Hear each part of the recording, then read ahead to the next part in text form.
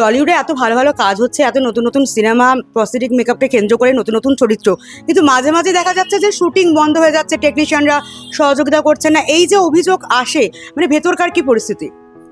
Actually shooting বন্ধ হয়ে যাচ্ছে, টেকনিশিয়ানরা আসছে না, এটার জন্য টেকনিশিয়ানরা কেউ দায়ী নয়।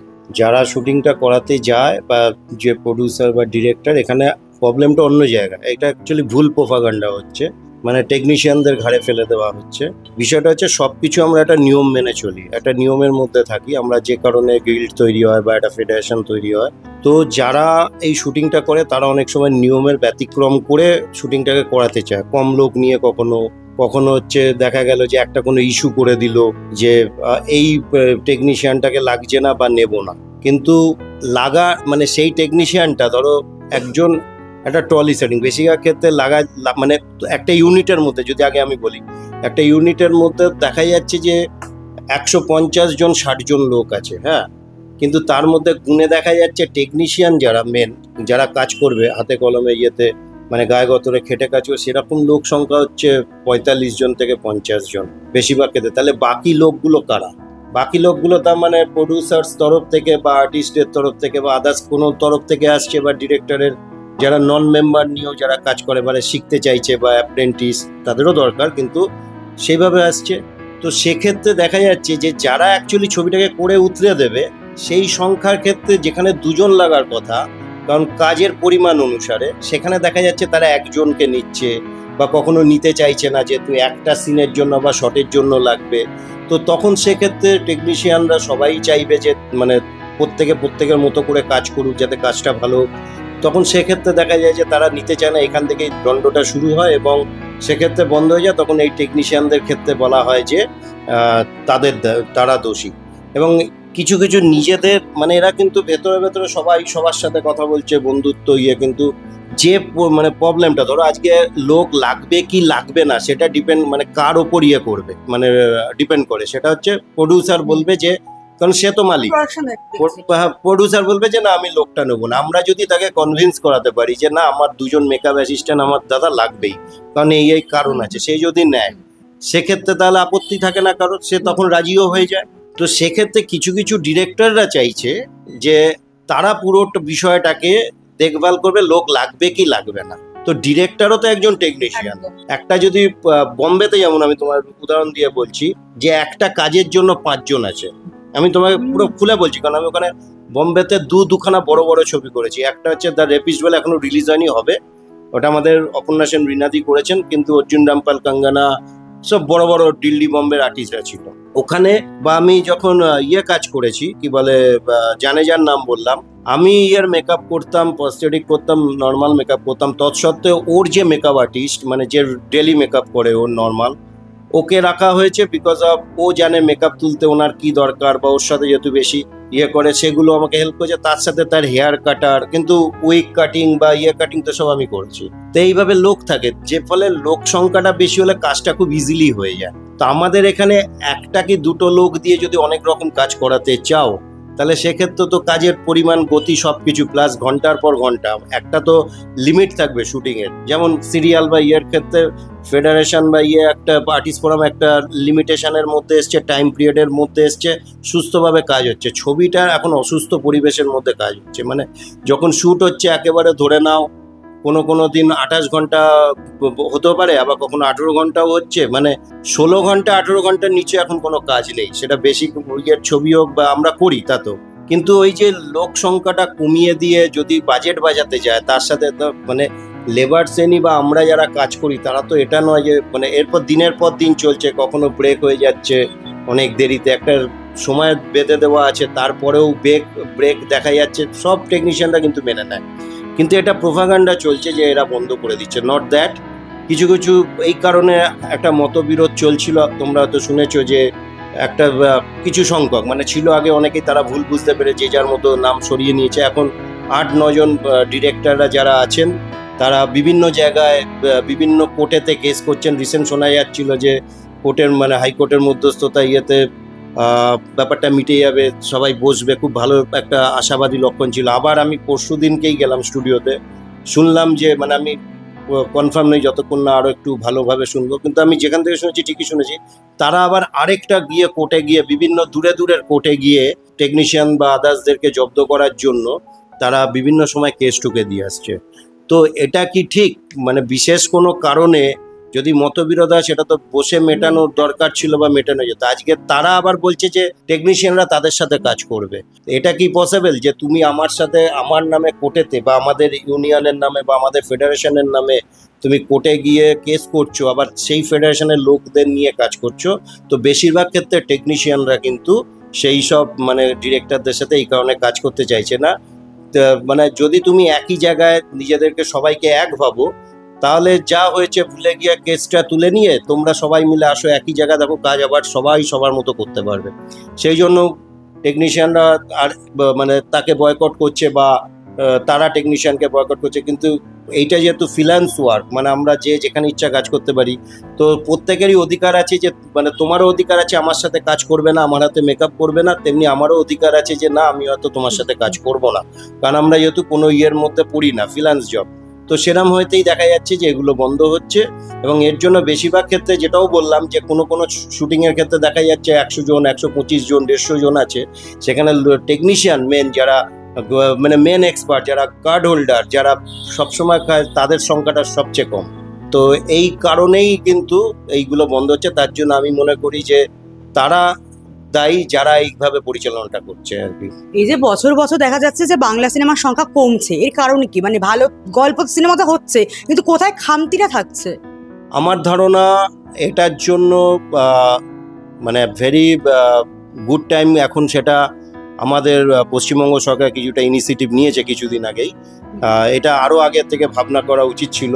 প্রথম কথা, প্রাইম টাইমে প্রত্যেককে সুযোগ দেওয়া, এটা হচ্ছে ভেরি, মানে এর জন্য আমাদের সিএমকে ধন্যবাদ বা আমাদের গভর্নমেন্টকে ধন্যবাদ, বা যারা গভর্নমেন্টকে বুঝাতে পেরেছেন যে আমাদের বাংলা ছবি অবনতিতে যাচ্ছে, আমরা প্রপার প্রাইম টাইমের ছবি রিলিজ করাতে পারছি না বা আমাদেরকে হল দেওয়া হচ্ছে না, সেই জন্য তারা বোঝাতে পেরেছেন। আমাদের যারা মানে ফেডারেশনের প্রেসিডেন্ট আছেন বা আর্টিস্ট ফোরামের এবং প্রত্যেকটা মানে প্রডিউসাররা, ডিরেক্টররা সবাই বোঝাতে পেরেছেন, সকলকে ধন্যবাদ। তারা এক ছাতার তলায় এসে এটাকে বোঝাতে পেরেছেন এবং সিএম সেটা ব্যবস্থাও করেছেন।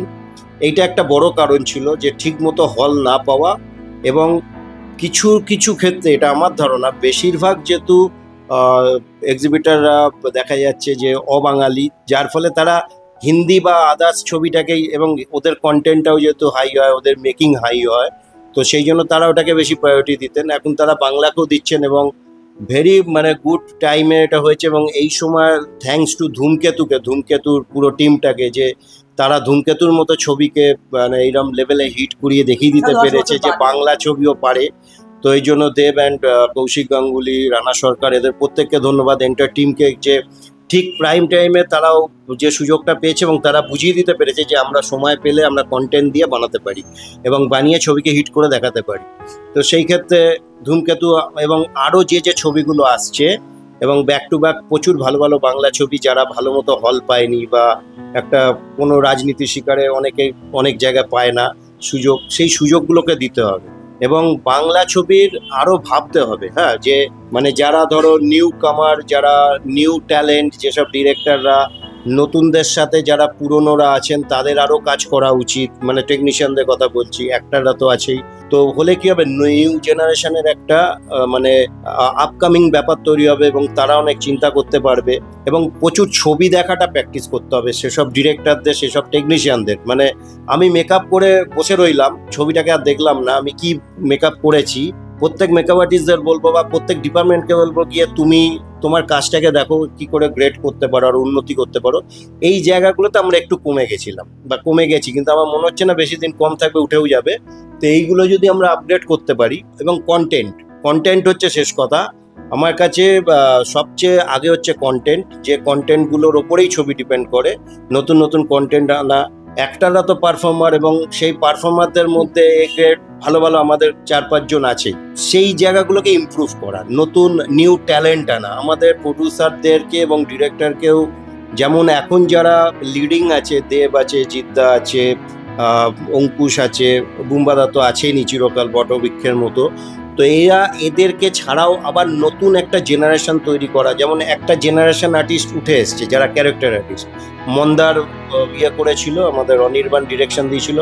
মন্দার থেকে থিয়েটারের একটা গ্রুপ উঠে এসছে, প্রাত্যদা হুব্বা করেছে, ওখান থেকে থিয়েটারের একটা গ্রুপ উঠে এসে তারা এখন লিড রোল করছে। আমি নাম বলতে পারি, যেমন লোকনাথ দেব, লোকনাথ টাইটেল লোকাদা বলি আমরা, লোকনাথ দা, অনুজয়, হ্যাঁ এরকম অনেকেই আছে ভালো ভালো, দুর্বার, মিঠুন, এরা প্রত্যেকে ভীষণ মানে ভালো মাপের। এরা আস্তে আস্তে একটা লিড রোলের দিকে পৌঁছে যাচ্ছে মানে ক্যারেক্টার আর্টিস্ট হিসাবে। তো এরকম মানে থিয়েটার থেকে বলো বা সব নতুন নতুন ছেলেদেরকে যদি চান্স দেওয়া হয় কন্টেন্টগুলো, তাতে বাজেটও কমবে, প্রথম প্রথম করে ছবিগুলো ভালো তৈরি হবে। তো কন্টেন্ট ভিত্তিক ছবি করতে হবে আর কি, মানে নতুনদেরকে চান্স দিতে হবে প্রত্যেককে। টলিউডের নায়ক নায়িকাদের মধ্যে কে বেশি খুঁতখুঁতে মেকআপ নিয়েছে, একটু বেশি খুঁতখুঁতে বা পারফেকশনিস্ট একদম? খুঁতখুঁতে যারা ভালো কাজ করে প্রত্যেকেই, তবে জিদ্দা খুব খুঁতখুঁতে, আমার খুব ভালো লাগে। আর আমি খুব পছন্দ করি খুঁতখুঁতে লোকেদের সাথে কাজ করতে। আর ডিরেক্টরদের মধ্যে অনিক দা ভীষণ খুঁতখুঁতে লোক, হ্যাঁ সৃজিত দা খুঁতখুঁতে, কিন্তু অনিক দার যেমন প্রচন্ড খুঁতখুঁতে, মানে আমার খুব ভাল লাগে যারা খুব টাফ, যারা সত্যিকারের, হ্যাঁ আর একটু ভালো হোক বা আর একটু কিছু হোক। আমি চাই কাজটা নিয়ে বলুক লোকে যে সোমনাথ এটা না আরেকটু এরম হলে ভালো হতো, একটু না এইটা হলে কি হতো। এই বলাটা যত হবে তত কাজটা ভালো বেরোবে। আমি চাই যে নিগড়ে বার করে নিক আমাদের থেকে। এই যে টলিউডে সবাই তো আসে হিরো হতে বা ক্যামেরার সামনে কাজ করব, তো সেখান থেকে কেন মেকআপ ইন্ডাস্ট্রিতেই বা স্ট্রাগলটা কেমন ছিল? আজকের সোমনাথ কিন্তু স্ট্রাগলের হিস্ট্রিটা কিরকম? দেখো স্ট্রাগল তো জীবনে থাকবেই, হ্যাঁ, কারণ কেউ তোমাকে যেচে চেয়ার দিয়ে দেবে না, তোমাকে নিজের চেয়ারটাকে পার্মানেন্ট, আমাদের ইন্ডাস্ট্রির চেয়ার কখনো পার্মানেন্ট হয় না। তো আজকে তুমি আছো, আজকে আমি আছি, আমার জায়গায় আরেকজন আসবে, আমার বয়স হবে, চোখ খারাপ হবে, হাত কাঁপবে, আমাকে জায়গা ছাড়তেই হবে। কিন্তু তার মধ্যেও টিকে যাওয়াটাও একটা বড় ব্যাপার। আর টেকার একটাই মানে মন্ত্র আমি মনে করি, সেটা হচ্ছে মন দিয়ে কাজ করা, নিজের কাজটা নিজে করে যাও এবং বেস্ট ওয়ার্ক দেওয়ার চেষ্টা করো, কোনো টোকাটুকি না করে, অন্যান্য জায়গা থেকে না দেখে ভাবনা চিন্তা করো। কারণ আমি খুব মানে এই পর্বে বলে দিই, মানে খুব চিন্তিত এআই যেভাবে আসছে এবং যেভাবে গ্রাস করছে মানুষ আস্তে আস্তে, এবং আমাদের লোকেরা যেভাবে ওটাকে নিয়ে নিচ্ছে। আমি বলছি না যে টেকনোলজি আসছে, বিজ্ঞান আসছে, তাকে নেবে না, কিন্তু বিজ্ঞানকে নিতে হবে কিভাবে সেটাকে তোমাকে ঠিক করে নিতে হবে যে কোন পারপাসে নেবো, কোন পারপাসে নেবো না। যেমন ডিনামাইট হচ্ছে বিজ্ঞানের একটা বড় দান, কিন্তু ডিনামাইটকে যদি আমার বাড়িতে এখানে ফাটাই মরে যাবে, কিন্তু পাহাড় ফাটিয়ে রাস্তা তৈরি করতে ভালো কাজে লাগানো উচিত। ঠিক তেমনিভাবে এআইটাকেও কিন্তু লাগাও মানে মেশিনারিজ ওয়ার্কে বা আদার্স কোনো দিকে। কিন্তু ধরো মেকআপ গেট আপ তৈরি হচ্ছে, দেখা যাচ্ছে অনেকে এআই পুট করে ওটাকে করতে চাইছে, কিন্তু এবারে এআই কি হয়, আমরা তো ইন্ডিয়ান, আমরা ভারতীয়, এআই হচ্ছে একদম একটা বিদেশি, একটা আমেরিকান অ্যাপস, এবং সে কিন্তু যে চেহারাগুলো তৈরি করবে একটু আমেরিকান প্যাটার্নের হবে, চোখে দেখতে দারুণ লেগে যাচ্ছে, সবাই ভেবে নিচ্ছে দারুণ লাগছে, কিন্তু ওটা ইন্ডিয়ানাইজ, ওটা বাঙালি অর্থটা চলে যাচ্ছে। তুমি তোমার ছবিতে যত বাঙালি ছাপ রাখতে পারবে, বাংলা ছবিতে, গুজরাটি ছবিতে গুজরাটি ছাপ, তত সেটা মাটির মতো হবে। বোম্বের ছবিতে, মারাঠি ছবিতে মারাঠির মতো ছাপ হবে, তামিল তেলেগুতে তামিল তেলেগুর প্যাটার্নটা হবে, যে যার ইয়েটাকে তো তুলে ধরে। তো সেটাও মানে এআই গিলে নিচ্ছে আস্তে আস্তে। ঠিক আমি এটাই বলতে চাই যে আমাদের এই যে পথটা যেটা তুমি বললে যে তোমার স্ট্রাগলটা কিরকম, আমার ইন্ডাস্ট্রিতে 3 জেনারেশন, আমি, আমার বাবা এবং আমার ঠাকুরদাদা দুজনেই সেই সময়কার স্বনামধন্য কস্টিউমের, তখন তো আর কস্টিউম ডিজাইনারও আসেনি, তাদের ওই উপাধিটাও দেওয়া হয়নি, কিন্তু তারা ওই কাজটাই করতেন, মানে কস্টিউম বানিয়ে ডিজাইন করে পরিয়ে, হ্যাঁ রাজদ্ব, এই জিন্দের বন্দি, দেওয়া নেওয়া সব আমার দাদুর। আরো বড় বড় মানে ধরে নাও কি বলে সাগিনা, তপন সিনহার, ঠিক আছে, মরুদিত্য ইংলাজ, মানে বড় বড় ছবি করেছে। আমার বাবার তনুজটু তখন মানে তপন সিনহার সাথেও মানে পর আতঙ্ক, তারপরে হচ্ছে আদমি ওরা, তারা বড় বড় সব ছবি, সবুজ দ্বীপের রাজা, ঠিক আছে, সব আমার বাবার হাতে কাজ করা। তারা কস্টিউম বানাতো, বানিয়ে বানিয়ে তারা ইয়ে করতো, তো তারা সেই শিখিয়েটা পায়নি। তারপরে আমি মেকআপে এসেছি, তো আমাকেও কিন্তু কেউ রাস্তাটাকে আর কি স্মুথ করে দেয়নি, নিজের রাস্তা নিজেকে বার করে নিতে হয়েছে। বাবা গলিটা চিনিয়ে দিয়েছিলেন যে এইটা হচ্ছে তোমার রাস্তা, দরজাটা তোমাকে খুঁজে বার করে নিতে হবে কোন বাড়িটা, যেটা তোমাদের আসতে গিয়ে হলো। আমি রাস্তা চিনিয়ে দিয়েছিলাম, তোমরা পেরিয়ে চলে গেছো, তো আমার ক্ষেত্রে একাধিকবার তাই হয়েছে, কিন্তু প্রপার রাস্তাটাকে খুঁজে আমাকেই বার করতে হয়েছে। তো সেটা আমি মনে করি যে পরিশ্রমই হচ্ছে তার একমাত্র ফল। পরিশ্রম করতে হবে, প্রপার যে কাজটা নিয়ে কাজ করছি সেটা নিয়ে পড়াশোনা করতে হবে, এবং প্রত্যেকটা ডিপার্টমেন্টেরই উচিত এবং নিজের কাজটা গিয়ে হলে দেখা যে এই মেকআপটা করেছিলাম এই এফেক্ট আসছে, এটা করেছি পরের ছবিতে এই এফেক্ট আসছে, কোনটায় কী এফেক্ট আসবে, এগুলো দেখা। তো এই স্ট্রাগলটা এখনও করতে হবে। তা আগের থেকে আজকের স্ট্রাগলটা তুলনামূলক অনেক সুখদায়ক। সেই সময় মানে একটা কাজের পর মিনিমাম 1 বছর 1.5 বছর, কারণ আমি ছবি ছাড়া কিছু করিনি কোনোদিন, তো একটা কাজ পেয়ে তারপর যেহেতু নিউ একদম, আমি 94 থেকে লড়াই করছি, 96-এ গিয়ে কাট পেয়েছি।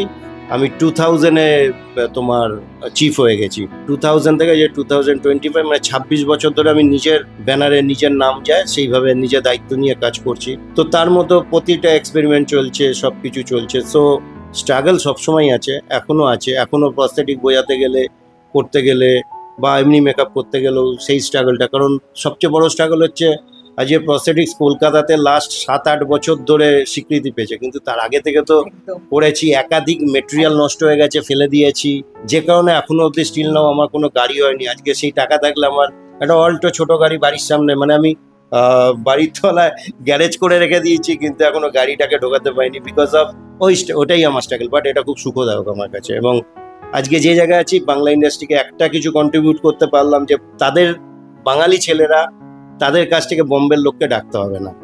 এখন বম্বের লোক কোনো কোনো জায়গায় করে যায়, যদি তারা মানে আমরা যদি টাইম না দিতে পারি বা বাজেটে তাদের মনে হচ্ছে যে কলকাতার লোক বেশি চাইছে সেই। কিছুদিন আগে একটা কাজ এসছে, আমি নাম বলে কাউকে ছোট বড় করতে যাই না, আমার থেকে নিয়ে আমার ডেটের জন্য ওয়েট করে রাজি ফাজি হবার, মানে যখন আমি কাজ শুরু করতে যাব মালপত্র কিনে ফেলেছি, তো তারা তখন বলছে যে না বাজেটটা একটু বেশি মনে হচ্ছে। তো প্রডিউসারের নাম করে বললো, উনি বলছেন যে বোম্বের এদের দিয়ে করাতে। সেক্ষেত্রে তো আমার অলরেডি ইনভেস্ট হয়ে গেছে ওটা। হ্যাঁ, ইনভেস্ট হয়ে গেছে, বাট মানে র মেটেরিয়াল সেটা আমার সেটা হয়ে গেছে, বাট দ্যাট ইজ, এরকম তো আমাদের অনেক যায়।